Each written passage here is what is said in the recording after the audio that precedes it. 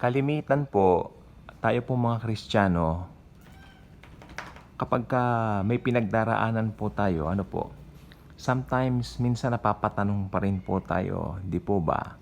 Meron pa rin po tayong mga instincts or human instincts na talagang lumalabas pa rin po sa atin. Don't worry, that's normal. Normal po yan sa lahat ng tao, mapa-Kristiyano kay hindi Kristiyano.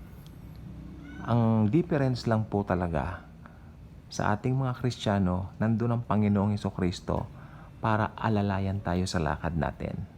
Kumbaga, yung mga hindi Kristiyano, yung mga un-Christian, yung mga hindi pa nakakakilala sa Lord, sila po ay mga taong masasabi po nating sa sarili nilang pamamaraan, doon nila sinosolve yung mga problema po nila. Which is, may malaki po talagang taglay na kaibahan kumpara po sa ating mga mananampalataya na ng Panginoong Hesukristo. Okay. Kabigatan, ayan ang salitang pag-uusapan natin ngayon. Mabigat ang pinagdaraanan. Iba't ibang po yan, aspeto ng buhay ng tao. Mapakristyano nga po o hindi. Pero pag Kristiyano ka, dumaraan ka pa rin po sa mga kabigatan, yan po ang pag-uusapan natin. Sa part lang po ng mga Kristiyano. Okay. As a believer, alam po natin, ang Panginoong Hesukristo ay dumaan din po sa napakahirap na kalagayan simula nung siya po ay hulihin doon po sa hardin ng Getsemani hanggang sa kanyang kamatayan sa krus ng Kalbaryo noong ibinigay niya ang kanyang buhay at sumigaw siya ng tetelestai. Hindi po ba? Ang Panginoong Hesukristo po ay isa pong huwaran o modelo na matatawag sa ating mga Kristiyano. Pero hindi po siya yung tipong gagayahin mo lahat yung ginawa niya. Kasi yung ginawa po ni Jesus, para po sa atin yon. Perfect yon. Ibig ko pong sabihin dito ay lahat ng kabigatan na supposed to be papasanin natin, pinasan na nga po niya lahat nung kanya pong buhatin ang krus na napakabigat. Ganyan po mag-torture ang mga Romano during that time kasi talagang gusto po ng mga Romano to the point or to the extent na talagang maranasan mo yung bigat ng kanilang parusa. Akalain mo, papatayin ka na nga doon sa lugar na pagpapatayan sa'yo, papako ka na nga doon sa krus ng Kalbaryo, doon sa lugar na yon. Ang gusto nila, yung pagpapakuan sa'yo, buhatin mo pa. Well, ang ganyan pong pamamaraan ng kamatayan ay nahulaan na po bago pa po maimbento mismo ang crucifixion. Hindi po alam ni King David kung ano ang crucifixion, pero ang tungkol po sa crucifixion ay naisulat din po ni Isaiah at ni David.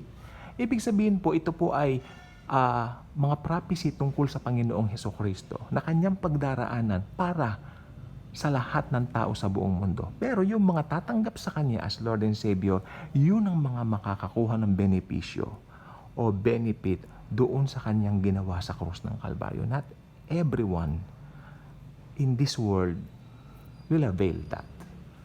Depende, pag sasabihin nila, yes, Jesus, I invite you into my life. I want you to be my Lord and Savior.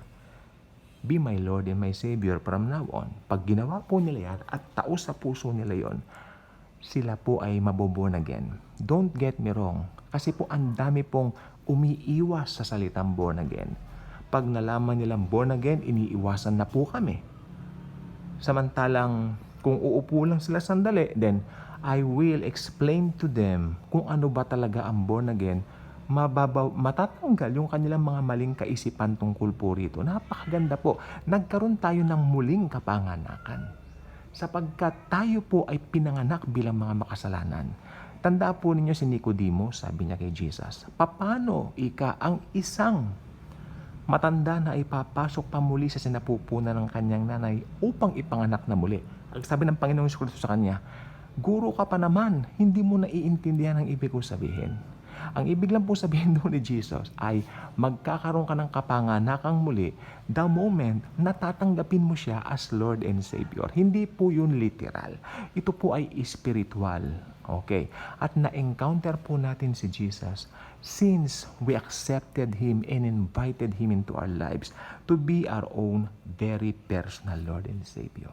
At ngayon lahat ng kabigatan na pinagdaraanan natin, anuman espeto yan, kung anuman po yan, asahan po ninyo, may lunas po yang katapat.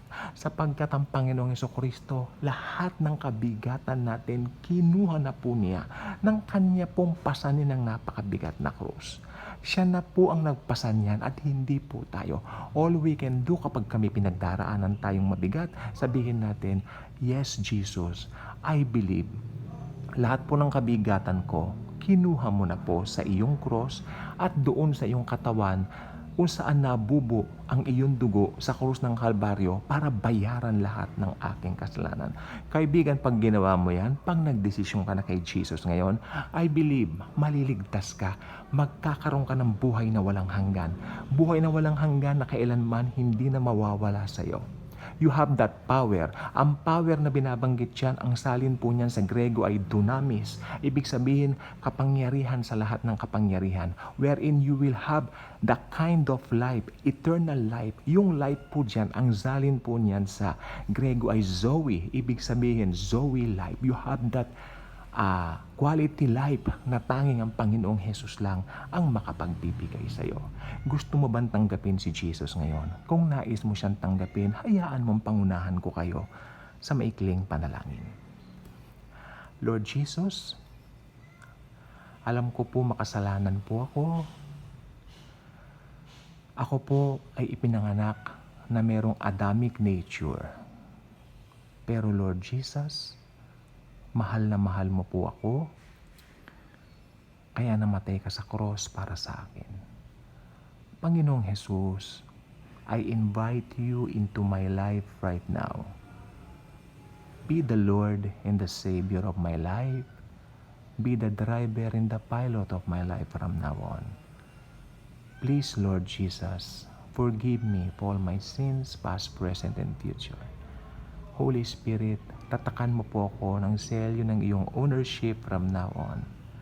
God the Father, I know you are embracing me right now. Holy Trinity and undivided unity, God the Father, God the Son, God the Holy Spirit, I know you now live in me and you will direct me for the rest of my life. Lord Jesus, thank you for coming into my life. From now on, you are now my Lord and Savior. Thank you, Jesus. Alam po ba ninyo kung kayo po ay sumabay sa maikling panalangin na yan, I believe you got saved. You got born again. Ang gagawin mo ngayon, magbasa ka ng Bible daily at ibahagi mo rin si Jesus sa mga ibang tao na alam mong nangangailangan na makarinig ng kanyang ebanghelyo o ng kanyang gospel. Sapagkat naniniwala ako, ligtas ka na ngayon para maligtas din yung iba sa pamamagitan mo. I mean, sa pamamagitan ng pag-share mo sa kanila ng good news ni Jesus. Hindi po natatapos sa atin ang salvation. Naligtas po tayo. Yes, check. Hindi na po mawawala ang ating salvation. Yes, check. Forever and ever, kapiling na tayo ni Jesus. Yes, check. Pero paano naman po yung mga kamag-anak niyong unsaved? Yung mga kamag-anak natin na hindi pa nakakarinig ng gospel ni Jesus. Well, we have to tell them the real gospel.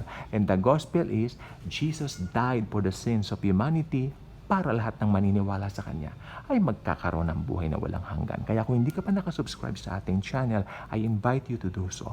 Click the notification bell, share the wonderful love and grace of Jesus. At tandaan mo, kung tumanggap ka kay Jesus ngayon, congratulations. You have now eternal life. Okay? You have now this kind of eternal life, the eternal life na pinangako ni Jesus sa John 3:16. Thank you, and Jesus truly loves us all.